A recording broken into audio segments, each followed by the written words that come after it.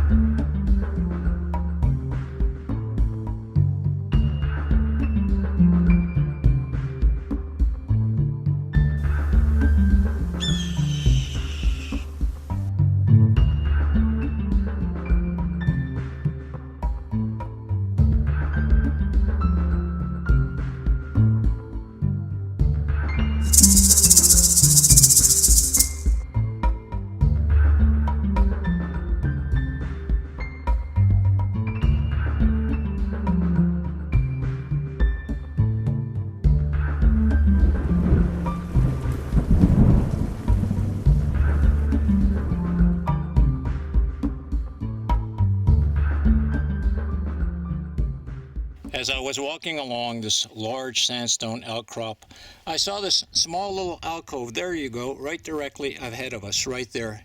And my friends, I looked down below this alcove area, and I saw this little spot over here. So I climbed up on top of there and found several mortars. But then, as I looked up again to this small, high alcove area, I saw some ancient, what I'll call archaic pictographs.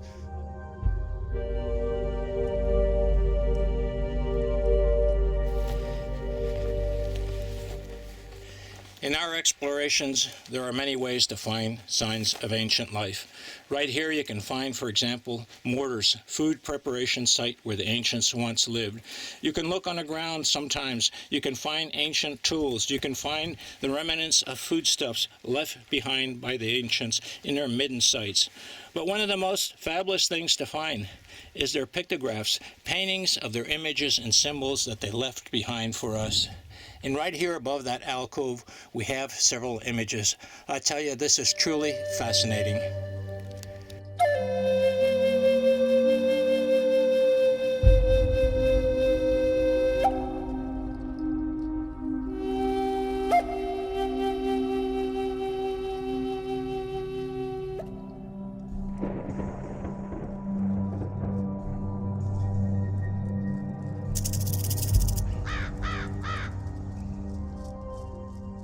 We are very fortunate to have found these because stone outcrops, especially sandstone outcrops, are very fragile. As you can see, the weather here has sloughed away the original layer, the outer layer. And it's on these outer layers that the pictographs were placed. So right over here you can see that probably 3/4 of the original layer of the sandstone is now gone. But on those layers that have not yet disappeared, we can see images.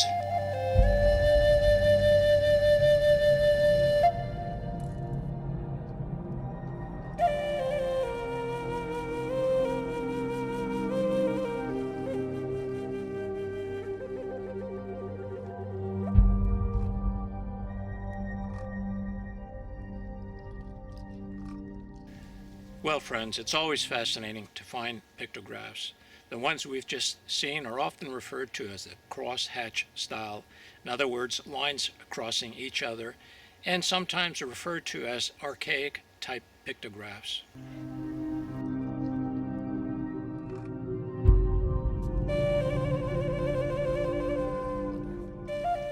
Unfortunately, the canvas that the Salinan people used did not stand the test of time. In other words, these sandstone alcoves are a very bad canvas when they are exposed to the elements. As we can see, probably 90% of the actual pictographs have sloughed away.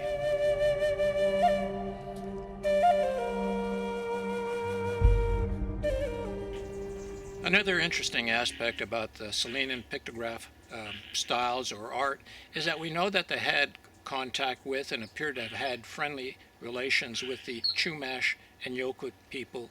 And so there is this fantastic cave here in the Los Padres National Forest where I believe all three elements came together, in other words, influence from the Chumash and the Yokuts as well as the Salinan to produce the rock art we're about to see.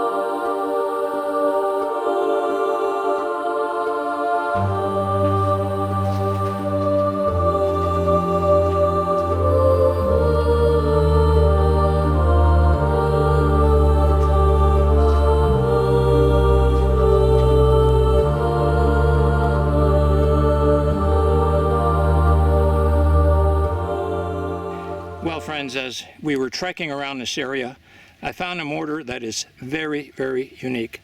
Some people say, what's so special about a mortar is just a hole in a rock. But let me show you something that I've only seen one other time in 10 years. So, as soon as I saw this, I thought to myself, oh, there's a mortar. Okay, here's the anvil. I know it's a mortar. And there's a rock stuck in there. But as you look at the rock, let me show you something. This rock is actually, look at this right here, fitted for this mortar.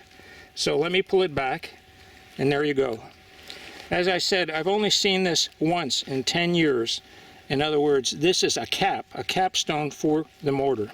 So if you can imagine a native working his acorn here, and he's leaving, it's nighttime, and he doesn't want the critters, the birds and whatnot to get in here. He's still got food in there, he's still crushing his acorn, and so now he's covered it up, okay? So this isn't a random cover. This here actually fits perfectly. Look at that, it fits perfectly. This is really, really amazing, very unusual. I've only seen one of these in 10 years.